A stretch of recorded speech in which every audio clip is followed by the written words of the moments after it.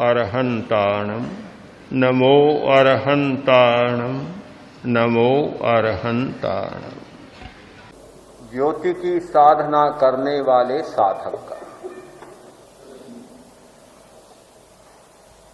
मनुष्य की सबसे बड़ी विशेषता क्या है? एक प्रश्न है। मनुष्य में हजारों विशेषताएं। एक व्यक्ति पैरों से चित्र बनाता है। कल ही हमने देखा हाथ काम नहीं कर रहे हैं, सामने आया, दूसरे भाई ने कहा क्या देखना चाहते हो? किसी ने सुझाया मोर बनाओ। बड़ी कैंची ली, पैरों में पकड़ी, पैर के अंगूठों में कैंची पकड़ी,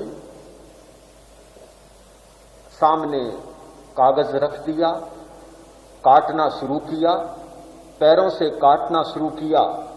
थोड़ी देर में देखा 10-15 मिनट में 4 मोर, बहुत सुंदर मोर, एक साथ 4 मोर बनाए। मनुष्य में बहुत विशेषताएं हैं। इतनी दुर्लभ विशेषताएं मनुष्य में मिलती हैं जिनकी कल्पना नहीं की जा सकती। वह पैरों से रोटी बनाता है, पैरों से चाय बनाता है, पैरों से कपड़ा पहनता है, सारे काम पैरों से करता है। हाथ का पूरा काम पैर से लेता है।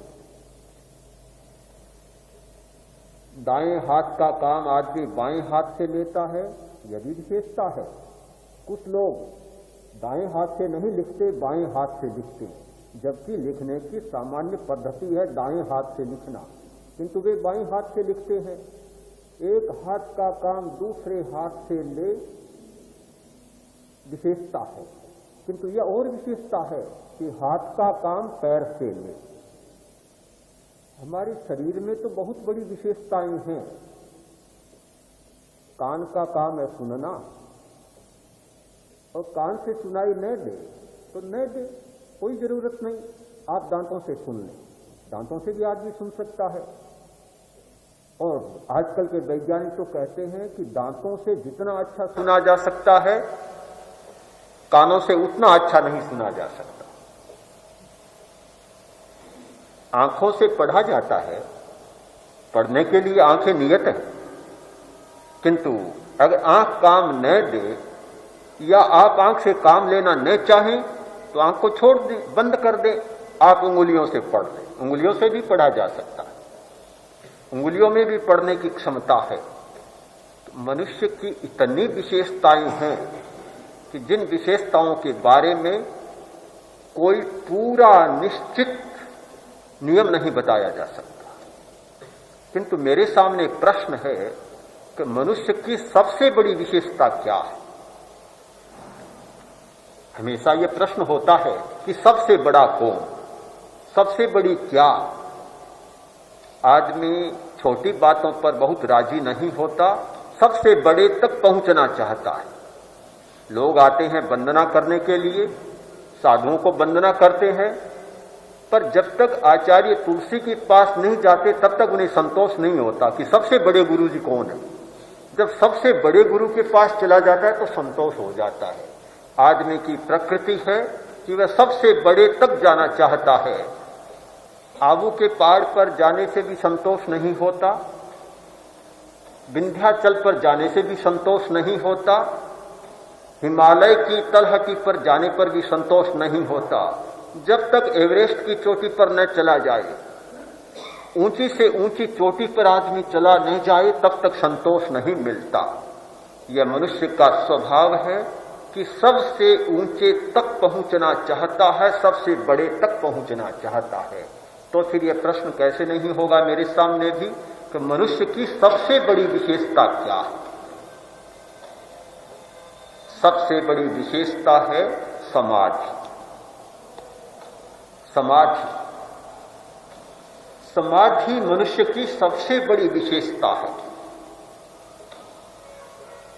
जीवन की सबसे बड़ी कला है समाधि, जीवन का सबसे बड़ा विज्ञान है समाधि, और जीवन की सबसे बड़ी विशेषता है समाधि।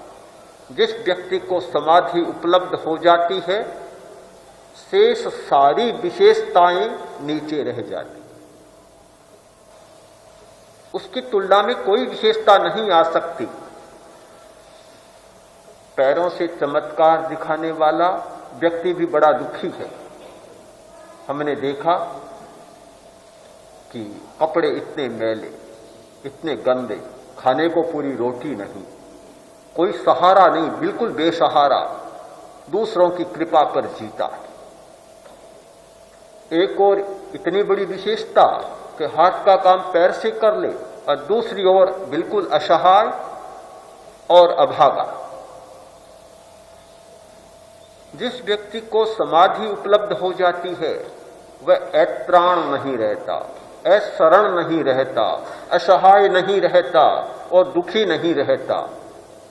समाधि तब उपलब्ध होती है जब व्याधि नहीं सताती, जब आधि नहीं सताती और जब उपाधि नहीं सताती। ये तीनों जब सताना बंद करते हैं तब समाधि उपलब्ध होती है। आदमी को व्याधि सताती है, शरीर का रोग सताता है, रोग आते रहते हैं और समाधि होती नहीं। कोई रोग आया, समाधि टूट जाती है, समाधि भंग हो जाती है, सुख नहीं रहता, संतोष नहीं रहता, कोई तृप्ति नहीं रहती, एक व्यवधान आ जाता है। आधी आती है और भी भयानक स्थिति बन जाती है। शरीर में कोई रोग नहीं, किंतु जब मानसिक उलझन आती है आदमी बिल्कुल बेचैन हो जाता है, जीना मुश्किल हो जाता है। व्याधि से भी कठिनाई है आधी की ज्यादा। मानसिक रोग जब आता है, मानसिक उलझनें आती हैं, आदमी पागल बन जाता है। इतनी बेहालत होती है जिसकी कोई कल्पना नहीं की जा सकती। सब कुछ होने पर भी बहुत दुखी बन जाता है। और उपाधि की तो आप बात ही छोड़ें, जब उपाधि आती है तब तो आदमी नहीं रहता, आदमी कोई और ही बन जाता है, पिशाच बन जाता है, राक्षस बन जाता है या भूत बन जाता है। क्रोध आता है, अभिमान आता है, कपट उतरता है और लालच का भूत सवार होता है, उपाधि होती है, फिर आदमी नहीं रहता, कुछ और ही बन जाता है, फिर इस दुनिया का आदमी नहीं रहता। उस अवस्था में वह कर लेता है जिसकी वह स्वयं भी कल्पना नहीं करता, दूसरे भी कल्पना नहीं करते, वह सब कुछ कर लेता है उपाधि की अवस्था में, कसाय की अवस्था में। तो जब तक व्याधि, आधि और उपाधि ये सताते रहते हैं तब तक समाधि जीवन में उपलब्ध नहीं होती। इसीलिए समाधि सबसे बड़ी विशेषता है। एक रोगी आदमी बहुत बड़ा धनी हो सकता है,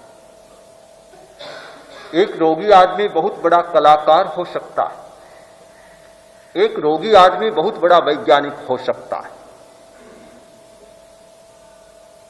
एक मानसिक व्यथा से पीड़ित आदमी बहुत बड़ा धनी, कलाकार और वैज्ञानिक हो सकता है। क्रोध से भरा हुआ आदमी धनी भी होता है, बड़ा शिल्पी भी हो सकता है, कलाकार भी हो सकता है, वैज्ञानिक भी हो सकता है। किंतु व्याधि, आधि और उपाधि से भरा हुआ आदमी समाधिस्थ नहीं हो सकता। समाधिस्थ होने के लिए तीनों से पार जाना जरूरी होता है। शरीर निरंतर बीमार रहता है, समाधि कैसे होगी? मन उलझनों से भरा रहता है, समाधि कैसे होगी? आदमी उपाधि से भरा रहता है, कषाय से भरा रहता है, समाधि कैसे उपलब्ध होगी? इन सब से पार जाना जरूरी है, तब समाधि का बिंदु उपलब्ध होता है, समाधि का पहला बिंदु उपलब्ध होता है।